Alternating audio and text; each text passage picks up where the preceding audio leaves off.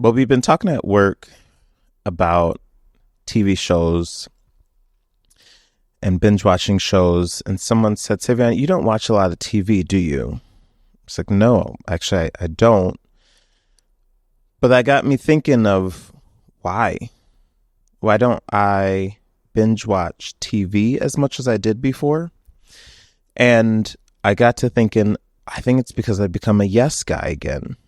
And then after further review, it's because I've loosened up on my boundaries. And that's what we're going to talk about today. Creating boundaries, sticking with our boundaries, and why we have boundaries. Let's get into it. You're listening to the Feed the Soul podcast. We're talking about tackling tough stuff, chasing dreams, and figuring out who we really are. Each episode ends with a word of advice or encouragement, a nugget of inspiration to empower you to dream big and take that leap of faith into the wild adventure of life. Welcome to the Feed the Soul podcast. Again, if you've listened before, welcome back. If this is your first time, welcome. This is a great episode, I think, to jump into, especially if this is, I don't know, depends on where you're at in life. Lately, I've been getting this feeling when people ask me, how are you? How are things going? What's new in your life? I kind of, my heart starts racing and I get this big huff and puff and I go, oh my gosh, do I really have to explain everything I have going on? I really don't want to. And I started to process, like, it's kind of overwhelming to talk about what's going on in my life. And I'm so grateful just for the knowledge, the desire to self-reflect, right? I just notice like how my body responds to that question, how are you? What's going on? And the fact that I don't want to explain tells me I need to just process. I need to reflect on what that is, what's going on. And I just thought, wow, I have a lot of things going on. And oftentimes at the end of the day, there's this stuff that at the end of the day, sometimes I feel like I haven't accomplished anything. I don't know if there's someone else out there who, kind of thinks the same way of, at the end of the day, you come home and you're like, wow. Or even when you just leave work, you just get in your car, you're like, I got nothing done today. I did challenge someone recently of thinking about, okay, if we wrote down everything that we just did, everything that we did in the day, we could probably find productivity, right? It's just the fact that it's not always what we wanted to get done, but we still got things done. And that has been eye-opening for me. It's been great to go, okay, I didn't just waste the day. And I put waste the day in quotations. Another topic for another time, but I did get thinking about, what am I doing? What am I saying yes to that I'm not feeling like I'm being productive, like I'm not getting things done in the day? And that's when I started thinking about being a yes guy again. And I talk about that in the episode Serving Pace. I talk about a story back in my college days and this opportunity that came about to say no to someone for something, and how that kind of like sparked energy to continue saying no moving forward. But recently, I've kind of flipped the table and I'm back to saying yes. And again, with self-reflecting, I think that with this move, as I think many people know, had a breakup, a little separation from my partner. And with big changes in life like that, we tend to block it out in different ways. And I think for me, it was blocking out that healing, blocking out that situation, by doing other things, by filling my plate, and avoiding being home alone, home by myself, home with myself. You can listen to that in a different episode as well. It's just like the purposeful word choice of being with myself. So I've just been processing lately about that, and I realized that I've lightened my boundaries. I've lightened or loosened my boundaries. And I just want to talk a little bit more about boundaries and why we have them, who they're for. I think oftentimes we believe boundaries are for other people. Like, we need to set boundaries for this person so that they don't do X, Y, or Z. And I think in part, like, boundaries are for other people, but ultimately boundaries are for ourselves. Me setting the boundary of saying no, me saying no is setting a boundary for myself. Saying like, Savian, you don't have time, you don't have energy, you don't have space in your calendar to add something else in. Me saying no isn't because I don't like this other person. Me saying no isn't because I don't like this organization or group to do this event for. Me saying no isn't, the list goes on, right? But ultimately, it's because I don't have the capacity to make that happen. And so I'm protecting myself from overloading my calendar. I'm protecting myself from burnout. I'm protecting myself from overdoing it. Again, burnout.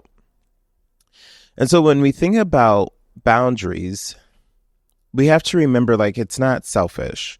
Boundaries are for you and to protect you. Okay. Another thing to think about with boundaries is the importance of consistency. And I've already clearly said that I'm not consistent with my boundaries. I've gone on this roller coaster, and I think that happens, right? No, I'm not doing this. No, I'm not doing this. Oh, yes. I can do that. I can do that. And so then people get comfortable and go, oh, okay. His calendar isn't as full. He's saying yes. We'll continue to ask. Until then I start saying no. And then I think that people just start thinking about, okay, why is he saying no now all of a sudden again? Which sometimes when we say no, we're over-explaining ourselves. I'm saying no because of this, because of this, because of this, because of this. We want to justify our no. And honestly, it's not necessary. A no means no. Again, Serving Pace, I talk about ways to say no that is more not as aggressive. Again, Midwest nice here. I think that's another reason why we justify things so often. But in oftentimes justifying or giving multiple reasons and saying no is also not for the other person. We're saying all these reasons to say no. We're saying that really to our inner self. No, I can't do it because I'm just like so busy. My calendar is so full right now, and I'm just really feeling like exhausted and tired. And I don't think I have the time to do that. Okay, that was me reminding myself of those things that I don't have time and my calendar is full. Sometimes the other person, they don't really care. A no for them is just fine. They have a list of people that they want to ask for this event or to hang out or whatever, one time, I don't have the time to do that is okay. Also, when people text us, I am so guilty of this. When people text me for something, one, I have found that I leave it unread until I have time to put the full energy into. Also, trying to leave time and responding when I think that they're going to respond back to me. sometimes you're texting back and forth in a full conversation. And when I don't want to respond back to you, you respond back. I don't respond back to you right away because now I'm doing something else. Because people have mentioned this. People have said, how are they not responding back to me right now? They literally just texted me. I texted you while I was pooping because I had a second in my day to respond back to you. Now I'm back at work and I want to put my phone on Do Not Disturb. That's why I'm not responding right back to you. I didn't have the time to have a full conversation. I just had that second. And so now I leave my phone or that message unread so that I can respond back to it. And I know that if you're going to respond back to me, I'll respond back to you. So now everyone knows that about myself. And I think it works. I mean, it works for me. I want to make sure that I just have time to just have a full conversation via text. I'm personally just call me and and we could just have a full conversation in 2 minutes rather than this back and forth 10 minutes. And then misunderstandings are happening via text because you're reading in whatever tone you want. Boundaries, right? Setting that boundary with myself to give fully of myself to that person. But it's also important to have that consistency. Consistency helps other people know what's up and what's not up. Like, can I ask this time? Is it going to be a yes? Is it going to be a no? Not sure. It also just makes things confusing when you're not consistent. The wishy-washy, the going back and forth. Yes, seasons change, seasons happen, and sometimes it is a back and forth, but ultimately we want to make things as consistent as possible, especially when it comes to certain things. If you're trying to change a habit in your life, you're no longer drinking, or you're no longer drinking during the week, you're not having dessert with dinner, only with lunch, you're not having meals after a certain period of time, 8 p.m., intermittent fasting, etc.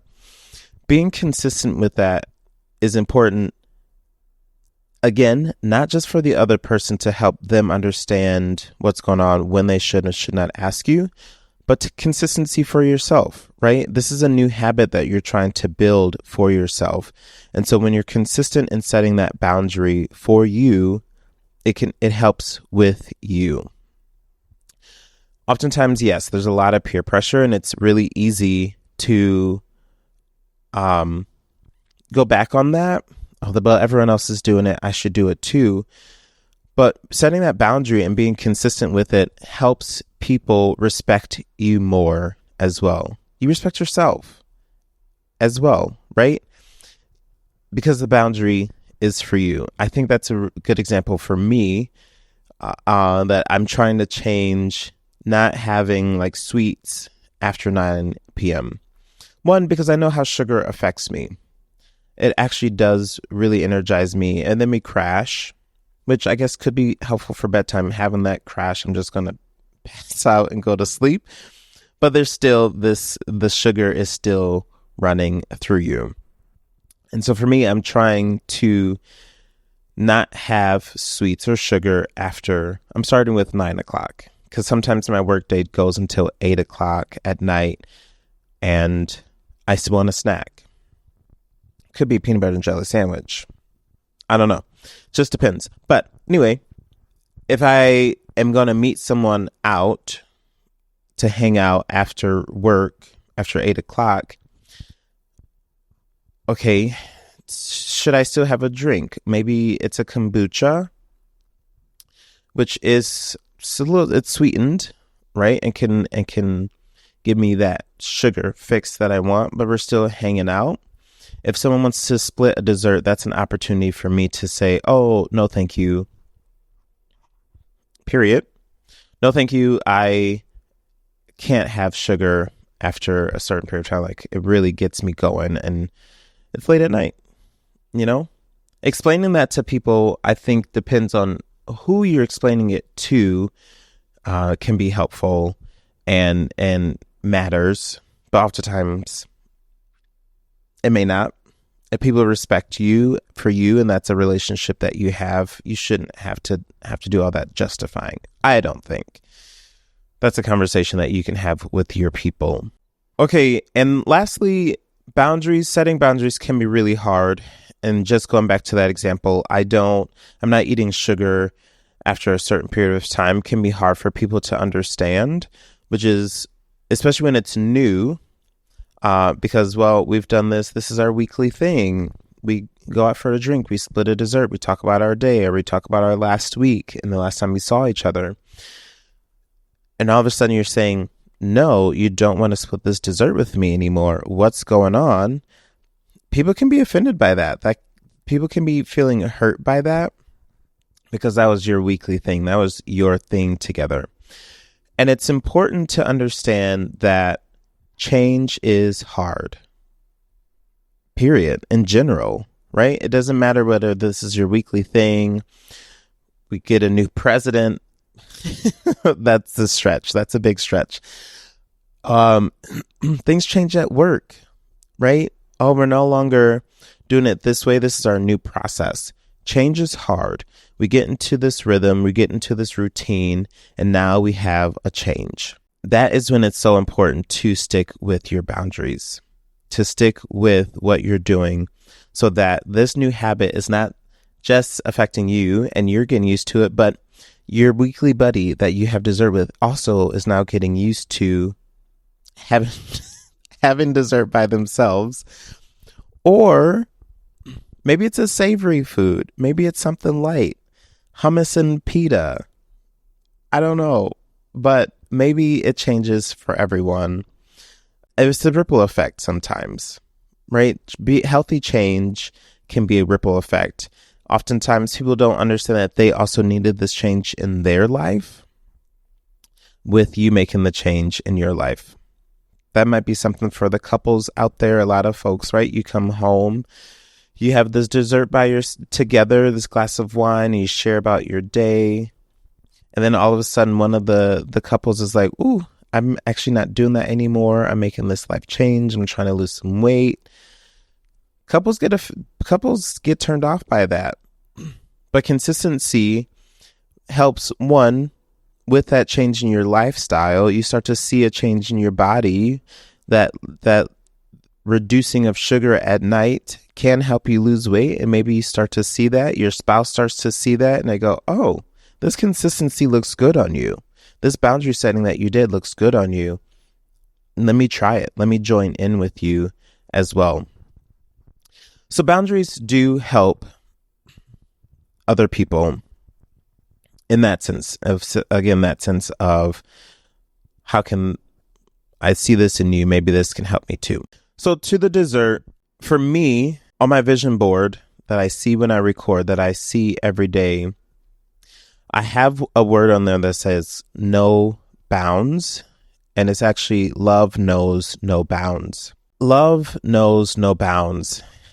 And I'm like, no bounds, because actually the love knows is kind of faded. It's in marker, whereas the word no bounds is cut out from a magazine. And it's making me think no boundaries. And that's the opposite of what we're doing.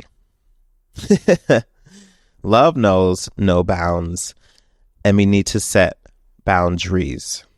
Boundaries, not just for you. It does help other people, but boundaries are set for the self. It's to protect the self. Consistency is key in keeping those boundaries and to help those around you help you stay with those boundaries. Celebrate the wins. Celebrate those moments when you do enforce that boundary and say, no, thank you. Celebrate that win, but also reflect on what happens when you don't set that boundary. What happens when you have that dessert at night and how you feel that night, that moment, but also the next day. How can you come back to that? And so right now I'm realizing like I'm saying yes a lot. I've stopped with my boundaries of saying no. And I'm reflecting on how that's been making me feel, how tired that's making me feel. and why I've loosened the reins on those boundaries. Again, avoiding that time with myself. I did have a moment recently where I did take myself on a date. I did a week-long date day that you can find that coming out on my Instagram soon, but went to the movies, went out to dinner, went and saw a sunrise to spend some time with myself and to slow down and realize that I have the opportunity to make time for me. And that means I got to bring back those boundaries, saying no to those things that no longer serves me, that is just taking up time in my day and that I don't really need. Understanding that might hurt some people's feelings, but over time, they respect you more. Over time, they jump on board. Over time, they understand. And maybe over time, that helps them as well. So for the final sip, be okay with saying no. I don't have time for that right now. My cup is already really full. My plate is really full. I don't have the capacity for that right now. Is there someone else that you can ask this first and maybe circle back around after you've exhausted your list? Because again, my plate is really full right now. Or sometimes it's a simple, no thank you. Set your boundaries, be consistent. Remember, to the world, you may be one person, but to one person, you may be the world. To yourself, that one person is you, and you need you. You need to make time for yourself. Go in peace, and I'll catch you in the next episode of the Feed the Soul podcast. I'd like to share a review that I had from a friend. This takes me back and reminds me to continue doing this podcast. And this review reads, well, actually they texted me. Opulent Rising, my wonderful friend. I just wanted to check in and let you know that I'm loving your podcast. I pull out my journal and answer your questions. It's helping me to clarify me and my journey. I love you so much and I can't wait for the next episode. If you are not taking out your journal and responding to prompts or responding to like today's episode of maybe that's reflecting on how you feel at the end of the day. Maybe it's you writing down what your boundaries are or what you need for yourself and then writing down ways to set that boundary. Do that. Come back and reflect on that.